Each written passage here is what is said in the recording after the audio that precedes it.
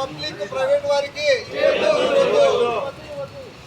కేంద్రాలు వస్తూ సేవా కేంద్రాలు వస్తూ సేవా కేంద్రాలు సేవా కేంద్రాలు సేవా కేంద్రాలు సేవా కేంద్రాలు డాక్యుమెంట్ రైటర్ల అసోసియేషన్ దస్తావేజ్ లేఖర్ల అసోసియేషన్ జిందాబాద్ జిందాబాద్.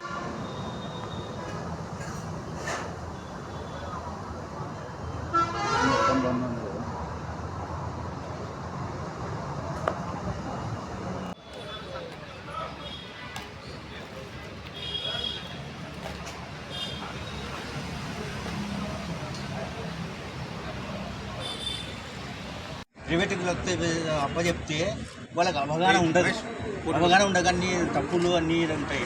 ప్రైవేటు వ్యక్తులకి మన పబ్లిక్ ప్రాపర్టీని వాళ్ళకి ఇస్తే వాళ్ళవన్నీ బయట వాళ్ళకి గోప్యం ఉండదు. డాక్యుమెంట్లు చేసిన వాళ్ళకి కానీ ఏదో ఉండదు, వాళ్ళకి గోప్యతనే ఉండదు. దయచేసి కొత్త వారికి ఎగ్జామ్ పెట్టి లైసెన్స్ ఇవ్వాలని నా డిమాండు. పాత వారికి రెన్యువల్ చేయాలని నేను కోరుకుంటున్నాను. మీ పేరు? డిస్ట్రిక్ట్. నా పేరు జిల్లా అధ్యక్షుడిని నేను, చింతమాన్ షేక్ మొహమ్మద్ రఫీ. ఆంధ్రప్రదేశ్ ప్రభుత్వం జీవో నంబర్ 396 ద్వారా పీపీపీ పబ్లిక్ ప్రైవేట్ పార్ట్నర్స్ అనే పద్ధతిలో ప్రైవేట్ వాళ్ళకి అప్పచెప్పే పరిస్థితుల్లో ఆర్ఎస్కే విధానాన్ని రిజిస్ట్రేషన్ సేవా కేంద్రాలు ఏర్పాటు చేసి జిల్లాల వ్యాప్తంగా ఒక 2 జిల్లాలు మినహాయించి మిగతా జిల్లాలన్నీ ఆర్ఎస్కే విధానంలో రిజిస్టర్ సేవా కేంద్రాలు ఏర్పాటు చేసి రిజిస్టర్ చేయాలనే ప్రయత్నం చేస్తుంది. దీన్ని పర్యవేక్షించడానికి ప్రైవేట్ వ్యక్తులకు పార్ట్నర్స్గా చేసుకొని ప్రైవేట్ వ్యక్తులకు ఇవ్వాలనే ఉద్దేశం ప్రభుత్వం వారిదే ఉంటుంది. ఈ దస్తావేజ్ లేఖర్ వృత్తి మీద ఆధారపడినటువంటి దాదాపు 1,00,000 కుటుంబాలు ఈ స్టేట్లో పనిచేస్తూ సేవ చేస్తూ వస్తున్నాయి. మేము కూడా సేవకులమే. మీరు వాళ్ళు ఇచ్చే పారితోషికాన్ని తీసుకొని మేము కూడా డాక్యుమెంట్ రాసి రిజిస్ట్రేషన్ ఫీజు తీసుకుంటున్నాం. ఇక్కడ దాదాపుగా కర్నూలులోనే 200 మందికి దగ్గర ఉన్నారు. మొత్తం జిల్లాలో అయితే దాదాపుగా ఒక 1000 మంది దాకా దస్తావేజ్ లేఖర్లు ఉన్నారు. వీళ్లకు నిరుద్యోగ వృద్ధి ఏ విధంగా నిలవేస్తుంది? యువకులు ఉన్నారు. వీళ్ళకు ఉద్యోగాలు లేక ఏదో అడపా వచ్చేసి ఇక్కడ పని చేసుకుంటూ బహిరంగంగా బహిర్గతంగా ఏ విధంగా ఇన్నర్ అవుటర్ ఈసీలు ఏదైనా వస్తే 4 డబ్బులు వస్తే దాంతో జీవితం కొనసాగించే పరిస్థితి ఉంది. ప్రభుత్వం ఈ ప్రైవేటీకరణ చేయడం వల్ల ప్రజలకు చాలా ఇబ్బందిగా ఉంటుంది.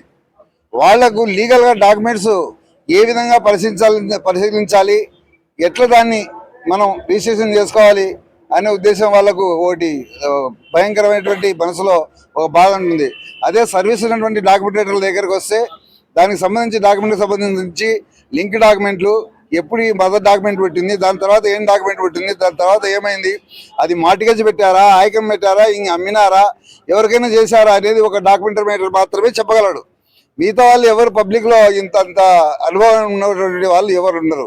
కాబట్టి ఈ సేవా కేంద్రాలను ఎత్తేసి మాకు కూడా దస్తావేజ్ లేఖర్లకు కూడా మాకే ఆ సేవా కేంద్రాలు అప్పచెప్తే మాకు కూడా లైసెన్సులు ఇస్తే, మాకు కూడా లైసెన్సులు మంజూరు చేస్తే మేము కూడా మీకు గవర్నమెంట్కు బాధ్యులుగా ఉంటాము. మా మీద మీరు ఏ విధమైనటువంటి యాక్షన్ తీసుకోవడానికి కూడా మీకు అవకాశం ఉంటుంది. కాబట్టి ఈ రిజిస్ట్రేషన్ సేవా కేంద్రాలు ఎత్తివేయాలి. ఇది మా మొదటి డిమాండ్. అందుకంటే అంతకుమించి ఇది ప్రైవేటీకరణ చేయడం వల్ల ప్రజలకు ఎంత నష్టం జరుగుతుంది. ఒక డాక్యుమెంట్ రిజిస్ట్రేషన్ చేసినామంటే పీడీ చేయడానికి డాక్యుమెంట్ తయారు చేయడానికి దాదాపుగా 1 గంట సేపు ఖచ్చితంగా పడుతుంది. అది ఒకసారి కరెంట్ ఉంటుంది, ఒకసారి సర్వర్ డౌన్ ఉంటుంది, ఇంకో ఎన్నో పద్ధతులు ఇబ్బందులు పడకుండా ఒక దస్తావేజును తయారు చేస్తాం.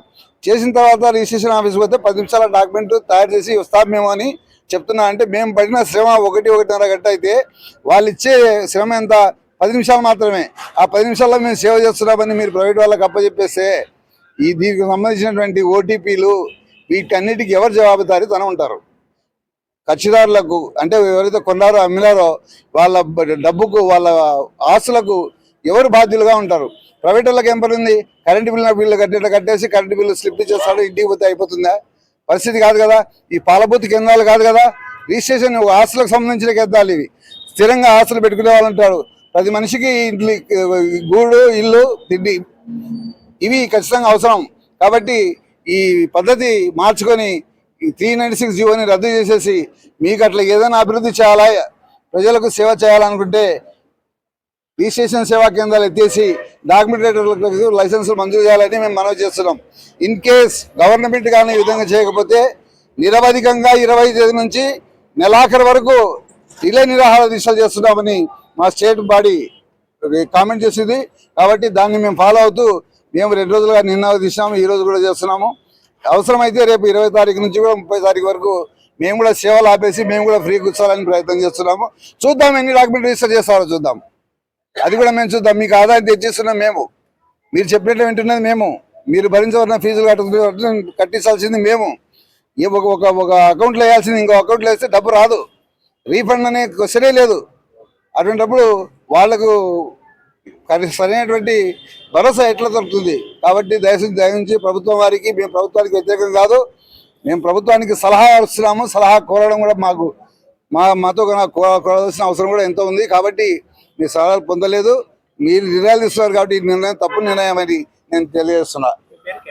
నా పేరు షేక్ అబ్దుల్ రెహమాన్, నేను జిల్లా గౌరవాధ్యక్షుడిని. రిజిస్ట్రేషన్ సేవా కేంద్రాలు ఏర్పాటు చేసుకొని మా కడుపు కొట్టాలని చెప్పి చూస్తుంది. కాబట్టి దీన్ని మేము వ్యతిరేకిస్తూ ప్రైవేటీకరణ వద్దు చెప్పండి.